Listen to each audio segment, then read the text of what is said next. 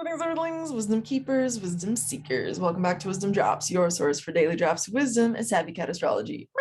My name is Tanya, and today we are discussing the fact that under this Capricorn new moon, Venus and Pluto are both conjunct still within a tight degree orb. So this has its own meanings, its own astrological implications, and we're going to dive on into it. Okay, it's going to be juicy. I'm excited. Are you excited? Good.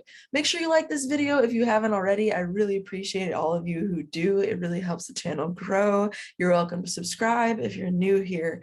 And I also want to make sure you know Wisdom Drops Astrology School, the live edition, is currently enrolling. This is a year-long program. Details are down below. Very excited about it. And the pre-recorded version also in the works at a little bit more accessible price point with a little less of my personal coaching. Well, a lot less of my personal coaching, but very accessible comparatively. So anyway, that will soon be coming as well. So yay, yay, and yay. Let us jump on in to the Venus-Pluto conjunction.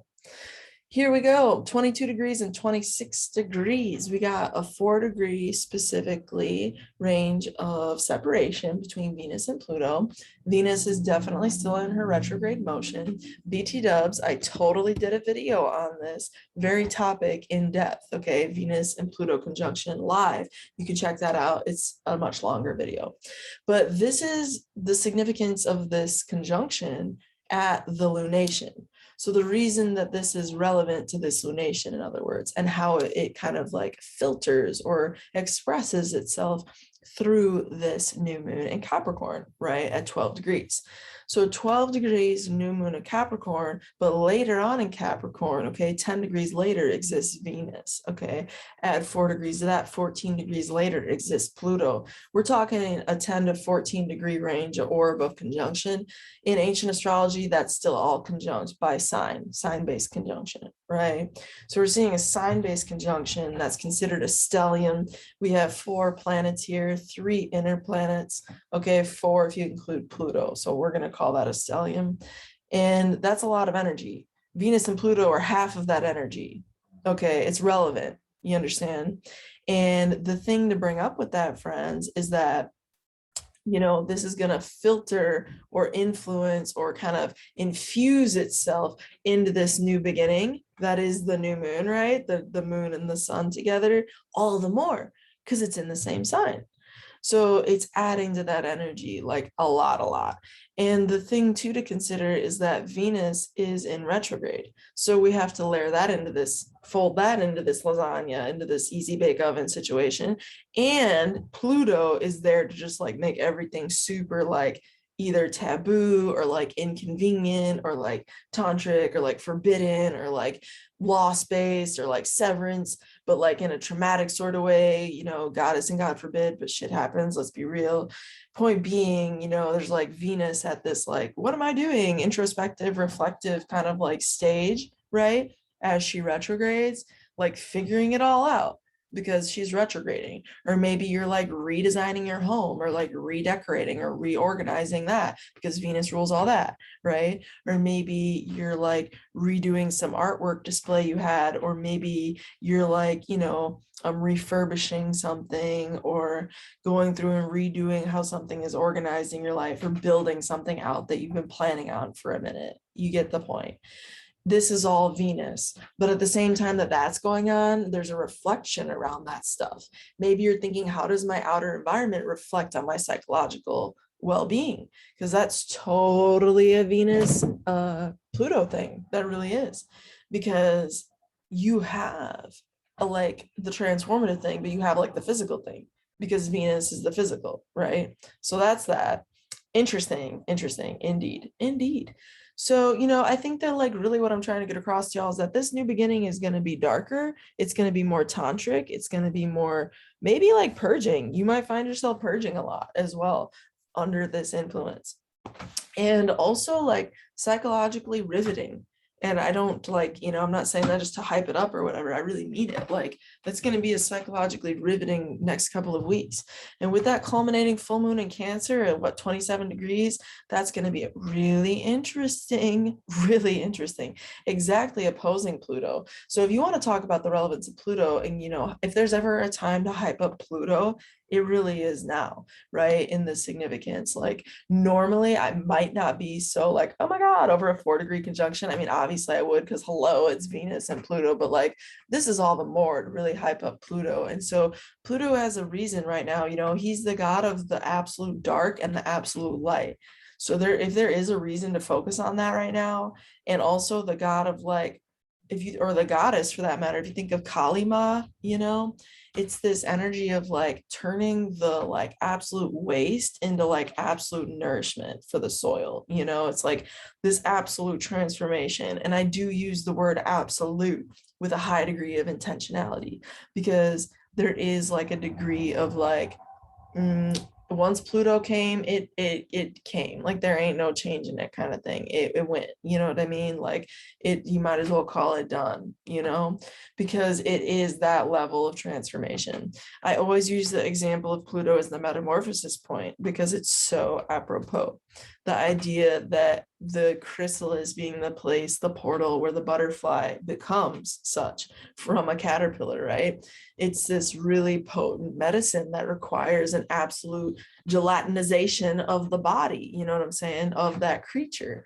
And so you have a sort of like rejuvenation from breaking down, from the rudiments of it all. And with Venus at the party, yes, this is everything to do with femininity. So you might be finding that as a you know, female embodied being, you personally have been going through a lot of transformational shit lately. I think a lot of women have been leveling up that I know of, and I think it's like psychologically as well. So that's been a really interesting reflection, because Pluto, of course, is associated modernly amidst astrologers as the psychological planet of all planets. It's very much so a therapeutic, let's explore those dark areas of your psyche kind of thing. It's not scared of the dark. Pluto is the dark, you know what I mean?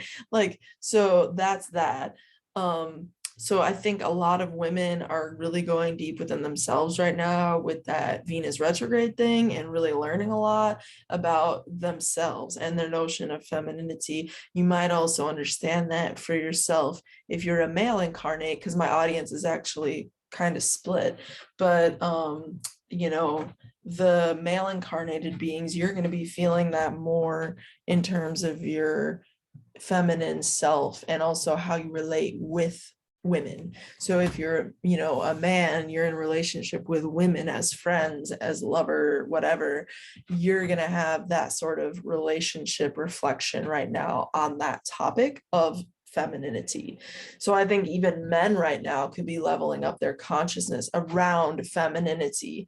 And if you're a lady or a dude, I would love to know in the comments down below, like, what has your experience been with that? Like, do you resonate with what I just said? Because I've been hearing from all sorts of different people that that's just like super in resonance with a lot of things going on.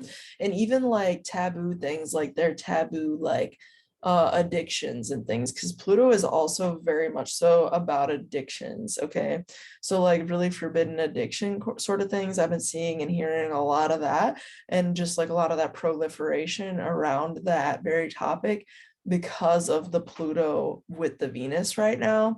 And this is again a retrograde, so you all will see, like, you can expect Venus to be moving forward again. And so this conjunction is going to get all the more intense yet again, is what I'm saying. But for the sake of this lunation, this new moon, it really just adds medicine to an already intense, you know, this is the sixth video. I got 5 more videos you can watch on to why this is an intense new moon, right? And like how it's an intense new moon.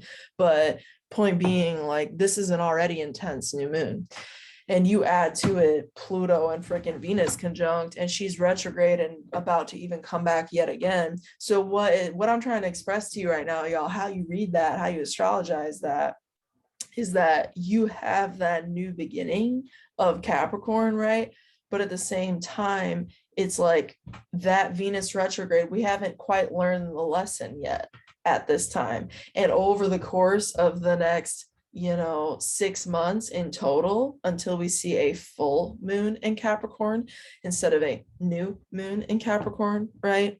Until then, we're just going to witness, you know, this, or through then, I should say, through that period, through 6 months, we're gonna witness, okay, a reflection, an inner knowing, an awareness that wasn't previously there, that lesson that isn't currently really embodied or really like known fully. Like we're totally gaining it. Like you might already know what it is, but you're just going to gain like wrapping on the paper in the next 6 months and all the details, so to speak. Like you might know the general like route and have some questions along the way that aren't quite figured out at this point in the game. But over the next 6 months, all those little nooks and crannies of your path are going to be figured out, so to speak, you know, provided you tango with the energy. Because if Capricorn new moon, we got to ground it back into that. If it'll tell us anything, especially a Capricorn moon, right? If you don't put in the work, you're not going to get the result, period. It's all it is. That's all it comes down to, you know?